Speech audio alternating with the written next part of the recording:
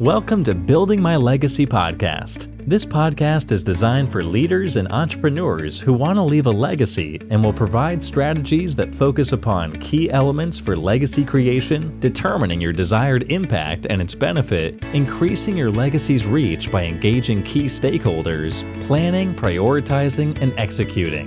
Here's your host, Dr. Lois Sonstegard.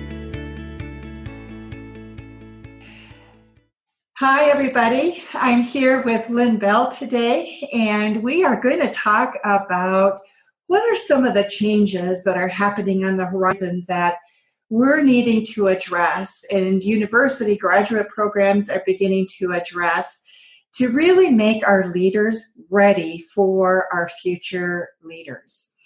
And Lynn Bell has spent a lot of time looking at this. She's the head of a EMBA program located in Dallas, Texas. I met her, interestingly, when we were both learning to be coaches using the Marshall Goldsmith methodology. And as many of you already know, Marshall Goldsmith has done an incredible piece of work and has made a tremendous contribution regarding how do we pragmatically really look at transforming our organizations. And then I got to meet Lynn again when we were working on Marshall was doing his documentary for his upcoming film that will be released in 2020. So Lynn, having said that, I will now let you introduce yourself. All right. Thanks, Lois, for having me on the program today. Just a little bit of my background of how I got into all of this. You look back at your life and you wonder, how did I get here from there? And so I've always been interested in personal development and this whole idea of how do we grow and change. Wow. I think my own brain works in this way of thinking logistically. How do we get from here to there? And so it's really fits with me personally of where I am today in trying to look at this issue and say, here's the givens, here's what we have, where we're at today. And then asking the question, where do we want to go? And then finally, of course, how do you get from here to there? So my own personal life has been like that. And I find that's what's happening in business today was we're really asking those new questions about it looks different today. And if we have to consider where it is we're trying to go. So that's really what we're doing in the university, but also in my own personal research that I'm doing. So, Lynn, one of the things we met very serendipitously in the London airport. And yep. You were coming back from a conference, and I was coming back from involved in other activities. And we were sitting having coffee together and talking about your research. And I'm fascinated by what it is that you're doing with your research, because it's such a timely topic. We're so caught up in the green movement and what is social responsibility at the corporate level. We're including this more and more as part of our corporate strategy courses. And so what does that really mean? What is your research telling us, and what got you started doing what you're doing? Yeah, so it is, if you look at where business is today and look at all the indicators, for example, Edelman's Trust Survey, it's done every year. Only 50% of people believe that business is interested in doing the right thing. Wow. So if you look at change initiatives, only 70% of those change initiatives in organizations fail. So if you, Barbara Edelman out of Harvard wrote a book called The End of Leadership. So what is it that's happening both societally, but also in the business world? The big raging debate, of course, is between stakeholders and shareholders, right? Is business responsible for all of the things that has been heaped on them today? I was really intrigued by a research piece that's being done out of Harvard on the health of America. And essentially, they laid the blame at the feet of business and said stress is the primary factor in obesity and many of our diseases today. And where does most stress come from? The workplace, they would say. And so if you look at what business leaders have to deal with today and ask the question, are they responsible for all of that? And if not, what piece can they make a difference about? So the idea of corporate social responsibility has been around for a long time, but it's become a much higher priority for constituents, for stakeholders, and businesses are being asked to step up. Really, the bar has been raised much higher for business leaders today. So one of the things that I, in my own consulting work, in my background is doing culture and values work in organizations. And they would often say to me, well, we want to start a leadership development program. And I would always ask, to do what? And often that question turns to what are the skills that a leader needs to lead a team, to meet his goals for the corporation. But really what I wanted to ask is, do we need leaders to do things that are way beyond what we've been talking about in the last many years in organizations? So that's what led me to look at from a research piece, but also who's doing it well, right? What are the models that are out there? And because that's often what's missing for people is even if they want to do it differently, they're not really sure how to do that. Right. So that's essentially what led me here to do this. So as you've looked at that, it's mind-boggling, isn't it? The amount of things that people have to do, and then also navigate the boards of directors, which feel a tremendous pressure from other directions, largely from the shareholders, right? In order to meet their fiduciary responsibilities. What have you learned? What have been some of your conclusions relative to what are the responsibilities? Well, first of all, much of the research that's being done is done on multinational corporations. So people that have huge organizations. I think one of the most recent examples would be when you said you and I met in London. I had just been to Oxford to a conference on the economics of mutuality, which is a whole new management theory that's been worked on now there for about the last 10, 12 years. And so it is a rethinking of even the whole idea of economics. What do we value today differently than we used to value? So what is capital? And it is one of the things that we know is that in order to move an organization or society in general into a new place, a new way of thinking about business and management and wealth and all of those types of things, is we have to have different kinds of leaders. And so that's a part of what this conference was about, is how do we develop leaders who think differently? But the reality is that there's a whole group of people who still hold to the tenets of that business has no responsibility to stakeholders. Their responsibility is to shareholders and profit.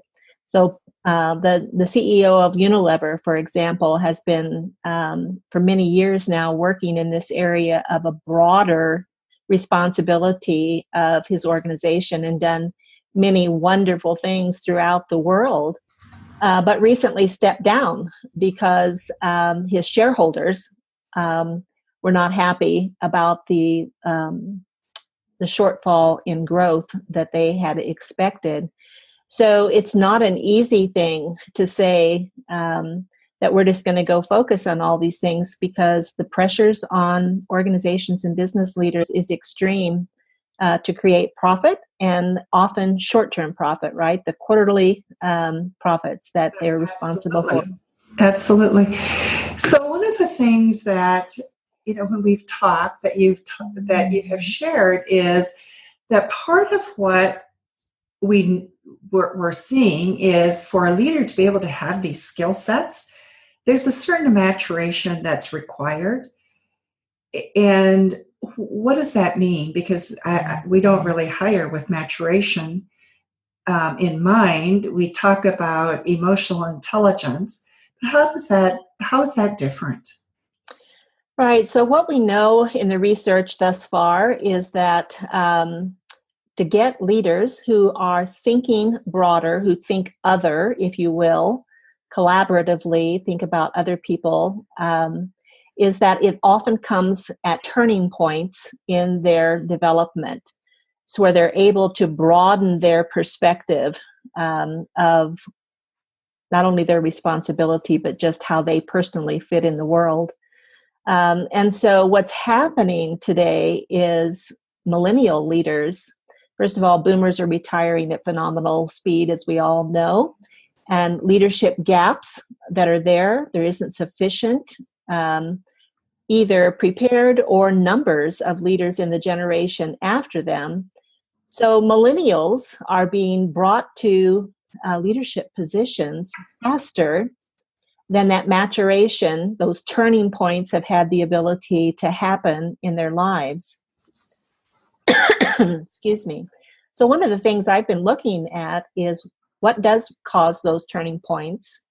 And is there a way to develop that in our younger leaders? Now, that's not to say that there aren't many millennials who are very mature in their way of thinking about the world, because that would certainly be an overstatement. Right. But I have interviewed many millennials who are saying that's exactly how I feel. I've been given this new position. I've been promoted to a place that I don't know that I have the maturity, that I see the world in a way that I need to see it to do this job. So how have you seen that people are addressing that gap? That's a huge problem. Yeah, and it doesn't come, by the way, just at age. You can reach a certain age and still never have seen the world any broader than yourself, right? I mean, we've all known leaders like that. And so one of the ways that people are looking at this is with experiential learning. And that would be both inside of universities, but especially in leaders who already are in places of responsibility in organizations. So, for example, many big organizations are looking at ways to kind of break through that, what I will call narrow vision of the world. And they take them to places like the streets of Brazil, for example, where they're able to see what does the depletion of resources in the jungles look like. So they see it up front and close. They put them in with leaders who are leading poor urban organizations. I remember one specifically worked with African American orphans, adoptions, and they were able to sit down with those leaders and talk to them about what they have in common, how they see the world from different eyes. So experiential learning has been probably one of the most successful ways. But what we also have seen is that it doesn't necessarily still change people. You have to be ready to hear those things, and not all leaders are. So then you back up and ask the question, if that is in fact how we see our organization, that we want to be other focused, how do we choose leaders that have that kind of a mindset, or do we? So how have you reshaped your EMBA program to address those issues? Because I'm seeing bits and pieces, people trying to address the new challenges. But how are you doing it in your MBA program? So first of all, ours is an executive MBA program. And what that implies is that we're not teaching accounting or marketing or performance management or those type of things. We assume people have the skills to do those things when they come to us. What we are doing, though, is wrestling with these bigger issues. So, for example, in one of our business classes, it's called Business in the City, and it's helping leaders understand that they are part of an ecosystem, that they are both impacting and having an impact on. So they'll be mapping, for example, their supply chain. There's a term out there now called hybrid value chains. Who really is part of the value chain in your business organization? In our economics class, we'll be looking at a redefining of wealth. If you look at what we value today, it's not necessarily physical assets, right? It is things like networks, information.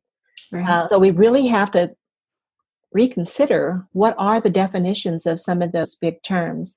In our leadership class, again, we'll be looking at leadership as a system. The whole idea of hierarchy and someone at the top who is telling people what to do from the top is no longer the model that works in business today. But that's not an easy transition. I've talked to leaders who they want to move into a collaborative way, but often they'll say things to me like, who will I be then? What will my job be if I am not the one who people come to for answers? So really looking at each of the classes that we'll have in our curriculum and asking some of those hard questions. One of the top things that CEOs are concerned about is human development. How do we get more leaders? So our human capital class, for example, will be looking at much bigger issues than just the traditional things. So that's some of the ways that we're doing it. So, human capital, I think that's a big issue right now because we see that unemployment has fallen, and so there's much more competition in the workplace. And I'm kind of enjoying that because the challenge that it's created for us is really for the first time we're being pushed to look at the human resource issue. What do you see? So you have the corporate challenge, but then you also have the board of directors who may view it differently. How do you see that coming together? And how are you preparing leaders for that? Well, most of that comes back to, right, what is getting very clear about what our vision and purpose is. And one of the things that you often see with leaders is where there is misalignment between what these board of directors see as the vision, the direction of the corporation, and the CEO. That's essentially what happened with Unilever, right? Is that the CEO had one vision of what they should be doing, and the board of directors and shareholders had another vision. Right. So in the human capital part of it is also, in my opinion, is valuing every employee, not just a select number of people. So when we talk about how are we going to move towards our vision, oftentimes it's with a few select people. And so one of the main things that I believe is not only a smart thing to do, but the right thing to do is to value every person in an organization.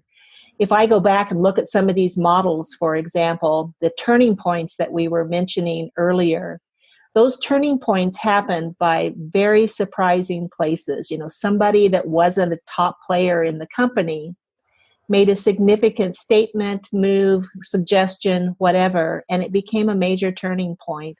So the whole idea of valuing our human capital beyond just a pipeline of specific people, to me, is one of the crucial factors. So valuing people, how do you do that when you also still have within many corporations a notion that the more competition you place amongst your employees, the more productive they'll be. So in order to create that competitive nature, some companies have a philosophy of just churning 10% of the employee population every year or every, couple years. Speak to that. Well, number one, a carte blanche statement about that process is not something I'm able to do. But what I will say is that I know plenty of organizations who, because sometimes that happens because they want new blood or something like that. The social impact of that long term in an organization, I think, is very detrimental. There are plenty of big companies who have that. I remember being in the telecom company that I worked for, and we had to value we had to give a number to each of our employees, 1 through 5, that rated them on where they were. And then the 1s and 2s were out. And I said, what if every one of my people is a 5?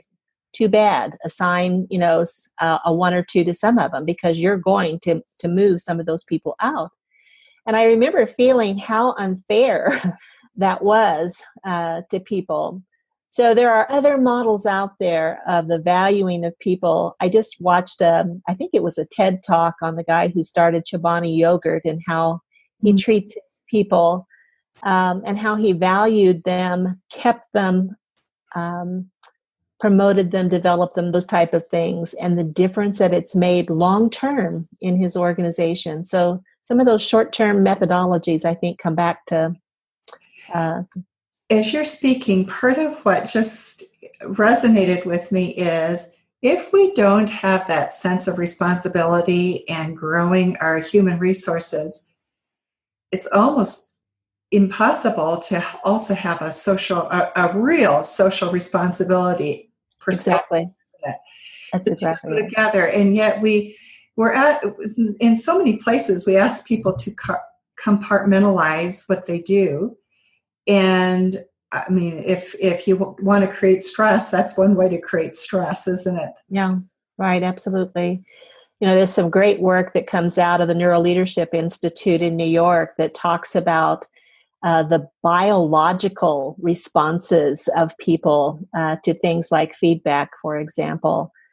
We know so much more about how the body and the brain operate in these things. And so it is counterproductive in the way that we are doing much of our human development in organizations. The good thing is we know so much more today. And to your point, Lois, to have leaders who are open to hearing those things and changing and doing things differently, to be responsible to the people that they work with, and then putting the tools in their hands to teach them how to do that is crucial. Lynn, we're getting close to our time. And so before we end, I just want to ask if there's something else that you really would like to share that we haven't talked about, and give you an opportunity to do that. So please go ahead. Yeah, one of the things, Lois, that I thought about in preparing for this is that you talk a lot about legacy. Yes. And so I just wanted to share kind of I believe each of us leaves a legacy, yes. Either good or bad, or intentional or non-intentional. But I'm doing my dissertation on a guy by the name of Ray Anderson, who was the founder and CEO of Interface, a carpet company. And he was probably best known for sustainability in his organization. Mm-hmm. And after reading, he had one of these turning points. He called it a spear in the chest moment, where he changed his leadership and he committed to a zero carbon footprint in his organization by 2020. Wow. Yeah. So, but here's the deal. Yeah, but he died in 2011. So he didn't get to see the completion of that. But what I am so taken with is the legacy that he left. After he died in 2011, you would think, well, all of those things went to the wayside, right? They changed direction and went some way. Not true. His company was so changed by him and his vision that they continued that process. And by 2020, I think they'll be there. But the other thing that was amazing to me was people did a testimonial video of those who had been impacted by his life. And it brought me to tears to hear how he had changed the lives of so many people all over the world by caring deeply about something and putting his focus and his life towards that. So that to me is legacy. So part of what I'm hearing you say is if you really want to leave a legacy, it's caring deeply about people so that people really want to continue on and continue your work or to continue changing other lives. Is that, am I hearing you right? Yeah, but I would say it's also one step further, and that is he got very clear about what that was going to be. And he had measurable results. He had a way of measuring, am I changing anything? And I think legacy sometimes is just left to good feelings rather than putting measurement, putting thought behind, and what will that look like and how am I doing? Am I getting there? Thank you for that, because you're absolutely right. If you can't measure a difference, then you haven't made a difference. Yeah. And how remarkable that he was able to understand that early on, that was a critical component. Yep. Wow. Lynn, thank you so much. For those of you who are listening, we will have information about Lynn and how you can contact her if you have other questions about what it is that she's doing and the work that she's involved in. So just email us and we will be glad to forward information to her so that she can respond. Thank you so much for your time and for listening to us today. You've been listening to Building My Legacy podcast with Dr. Lois Sonstegard. To book your appointment with Dr. Sonstegard, visit www.buildtomorrow.com.